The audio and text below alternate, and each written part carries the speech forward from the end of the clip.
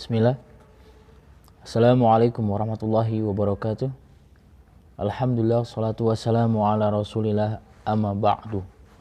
Ikhwan yang dirahmati oleh Allah subhanahu wa ta'ala, setelah kemarin kita telah menyelesaikan muqaddimah yang ada di dalam kitab Al-Mu'taqadus Shahih Al-Wajibu ala kulli muslimin i'tiqaduhu, yang dipaparkan langsung oleh Syekh Abdussalam bin Nasir Al-Abdil Karim rahimahullahu ta'ala. Pentingnya mempelajari akidah dan pentingnya mengetahui mengapa kita harus berakidah yang benar, yang sesuai dengan pemahaman Rasulullah dan para sahabat ridwanullahu alaihim ajma'in. Dari awal sudah ana arahkan ke arah bahwasannya akidah sesuatu yang penting pertama, ya kan. Kemudian kita berakidah harus dengan pemahaman Rasulullah dan para sahabat ridwanullahu alaihim ajmain. Dan detailnya ana sudah terangkan di video-video sebelumnya. Di video materi kali ini insyaallah kita akan masuk dalam apa saja yang menjadi keyakinan ahlu sunnah wal jamaah. Kita sudah tahu dobit atau ketentuan ahlu sunnah wal jamaah itu siapa, yaitu orang-orang mutamassikuna bi sunnati rasulillah wa sunnati khulafai rasyidin, orang-orang yang berpegang teguh dengan ajaran Nabi dan ajaran para sahabat ridwanullahu alaihim ajmain, tentunya yang berasal dari Nabi Muhammad sallallahu alaihi wasallam. Nah, apa saja itu? Keyakinan apa saja? Yang pertama, keyakinan dalam tauhid rububiyah yang sahihnya bagaimana?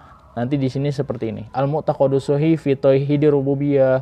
Kemudian di halaman-halaman selanjutnya Al-Mu'taqadus Shahih fi tauhidil uluhiyah atau fi tauhidil asma wa sifat, terus sampai ke belakang. Al-Mu'taqadus Shahih fi arkanil iman. Terus kita akan membahas tentang Al-Mu'taqadus Shahih tentunya, yaitu akidah atau keyakinan yang benar dalam memahami tauhid rububiyah. Nah, yang pertama kita baca, qala al-musannifu rahimahullahu ta'ala, Al-Mu'taqadus Shahih fi tauhidir rububiyah. Keyakinan yang sahih dalam tauhid rububiyah. Yang pertama, ya'taqidu ahlu sunnati wal jama'ati anna Allah ta'ala wahdah mutafarriduna bil khalqi wal mulki wa tadbir. Ahlu sunnah wal jamaah berkeyakinan bahwa Allah subhanahu wa ta'ala semata diesakan dalam penciptaan, dalam kekuasaan atau kerajaan, wa tadbir, dan dalam pengaturan alam semesta ini. Sebelum kita masuk ke dalam tauhid rububiyah, kita sedikit singgung tentang tauhid. Makna tauhid. Tauhid diambil dari kata wahhada yuwahhidu, menjadikan satu atau mengesakan. Dalam bahasa Arabnya adalah al-ifrad, mengesakan atau membuat satu.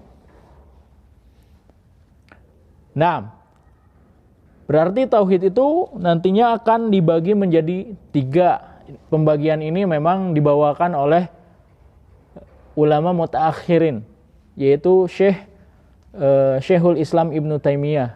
Tauhid berarti ifrad. Kalau seandainya dinisbatkan kepada rububiyah, berarti masalah-masalah tentang rububiyah.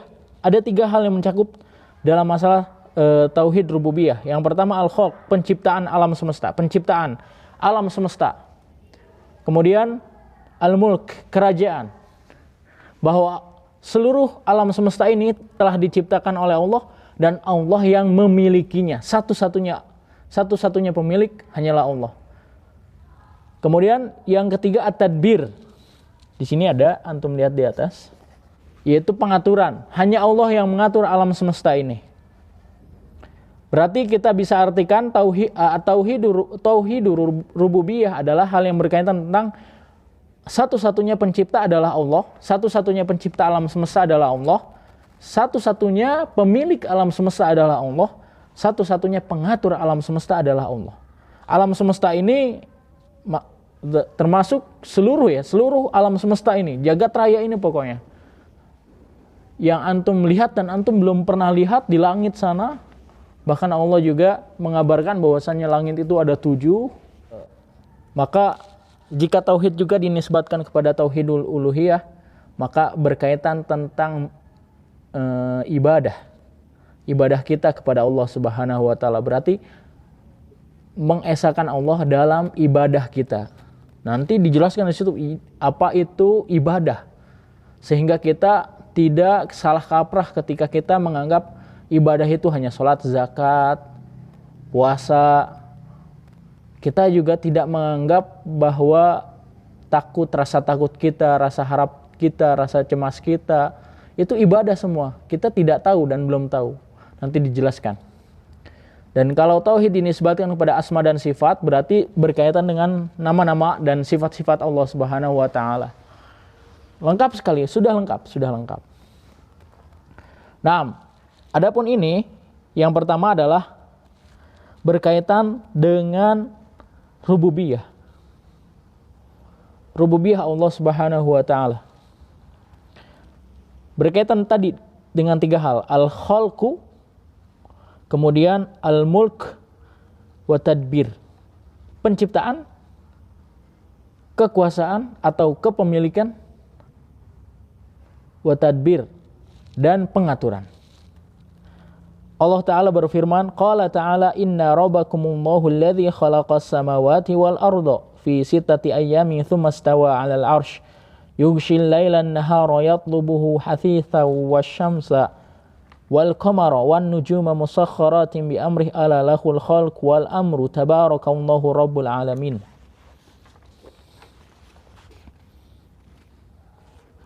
Allah Subhanahu wa taala berfirman, sungguh Tuhanmu adalah Allah yang menciptakan langit dan bumi dalam 6 masa. Lalu dia bersemayam di atas arsy.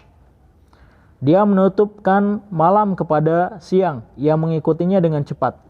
Dia ciptakan matahari, bulan, dan bintang-bintang untuk tunduk kepada perintahnya.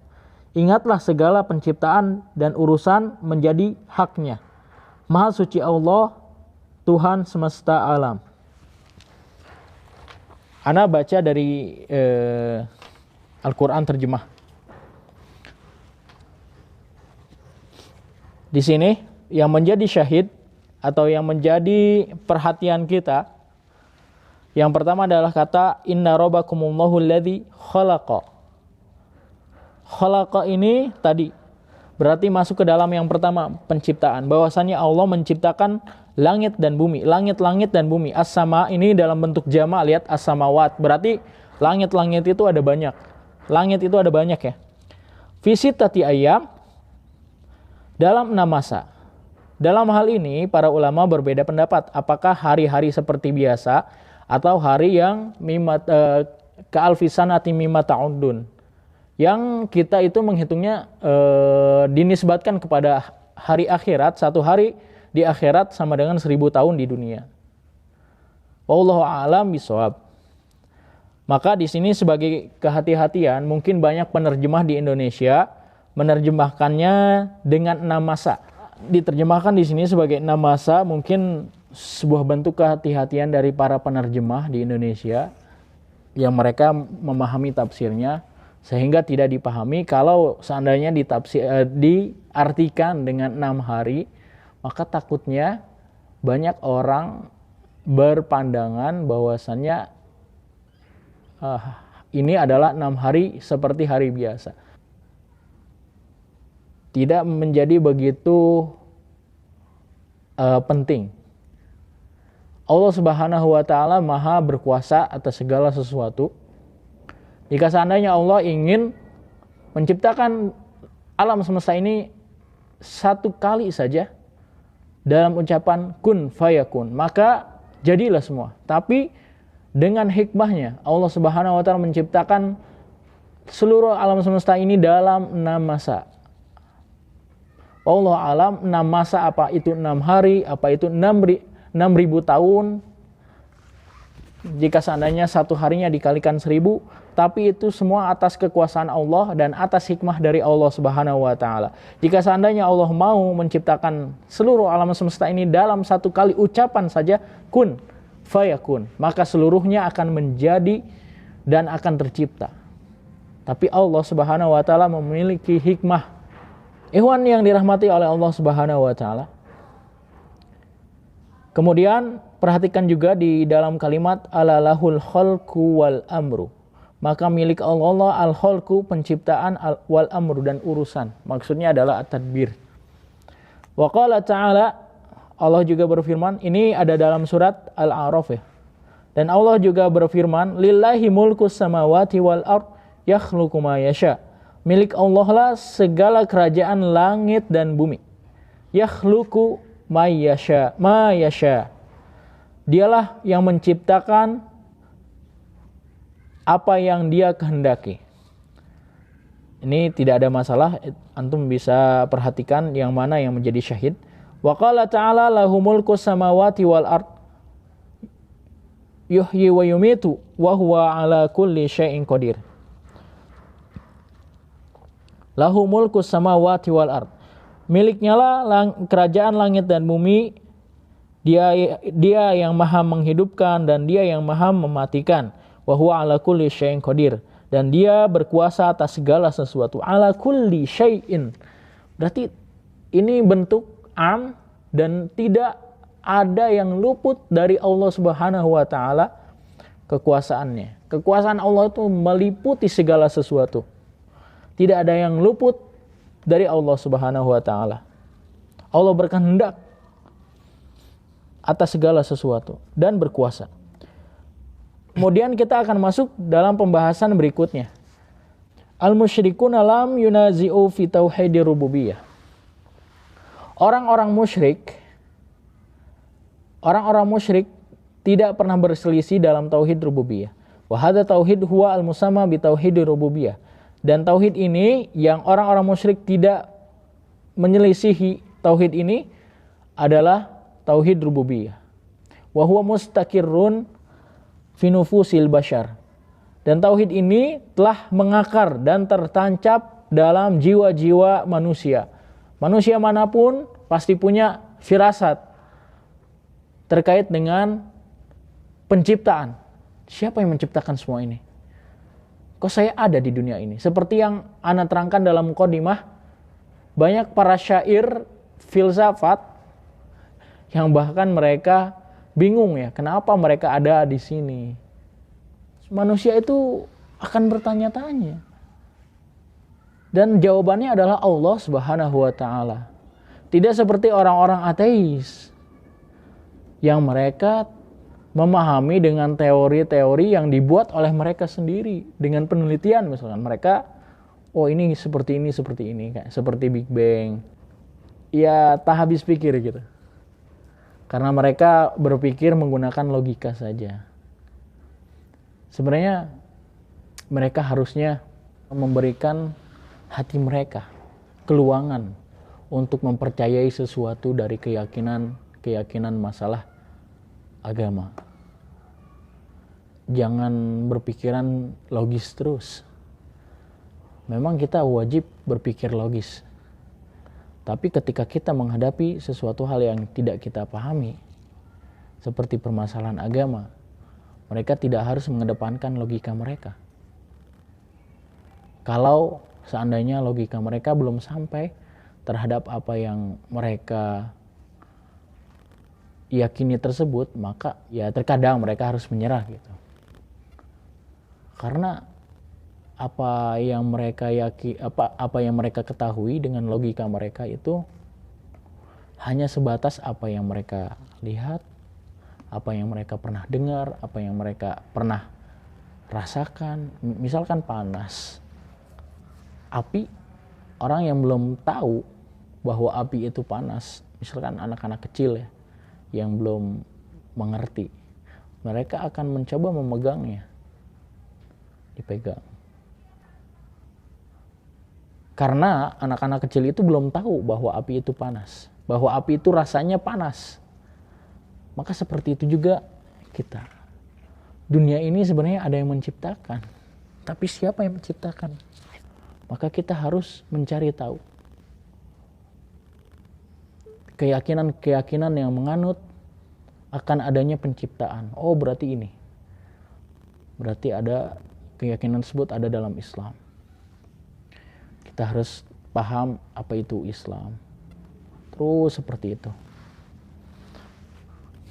Karena manusia ini diciptakan tidak sia-sia. Allah Subhanahu wa taala berfirman dalam surat ini Al-Mu'minun, "Afa hasibtum annama khalaqnakum abatha wa annakum ilaina la turja'un." Apakah kalian mengira aku menciptakan kalian begitu saja dan disia-siakan? Dan bahwa kalian tidak akan pernah dikembalikan kepada kami. Ini adalah pertanyaan istifham inkari. Yang ada di sini adalah sebuah pernyataan bahwa kalian benar-benar akan mempertanggungjawabkan setelah kami jadikan kalian sebagai manusia diciptakan di dunia ini.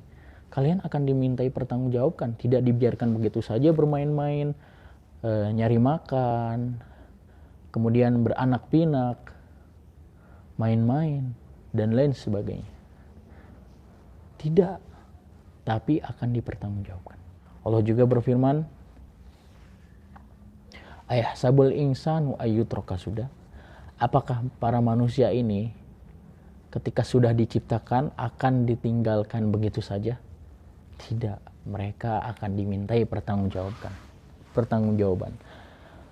Maka dari kedua ayat di atas, kita sebenarnya diciptakan untuk mencari sesuatu yang telah ada dalam jiwa kita, yang sebenarnya telah tersirat dalam jiwa kita. Apa itu?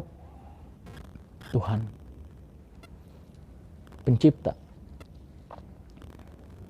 Sesuatu yang kita cari-cari, yang sebenarnya menjadi tujuan utama kita hidup di dunia ini. Allah. Yang sebenarnya kita hidup dan kita ada di dunia ini untuk mencari tahu Allah. Siapa pencipta kita? Siapa sebenarnya Dia yang menciptakan alam semesta ini? Yang kalau kita lihat semesta alam ini begitu rapi, begitu teratur, begitu sangat tidak mungkin bahwa alam semesta ini terjadi karena kejadian alami atau natural. Sangat tidak mungkin. Ada yang meletakkan gunung di tempatnya. Pasti ada yang meletakkan laut-laut di tempat-tempatnya. Di tempatnya yang sesuai. Ada yang meletakkan mata air di tempatnya yang sesuai. Ada yang mengatur cuaca, iklim-iklim yang sesuai dengan daerah tersebut. Ada yang mengatur siang dan malam, pasti ada. Tidak mungkin keindahan alam semesta ini dengan begitu indahnya terjadi begitu saja. Jangan percaya orang-orang yang mengatakan bahwasannya dunia ini terjadi karena kejadian alami. Jangan percaya. Percayalah bahwa bumi ini, bahwa alam semesta ini, teraturnya alam semesta ini, ada yang menciptakan dan ada yang mengatur. Allah Subhanahu wa ta'ala.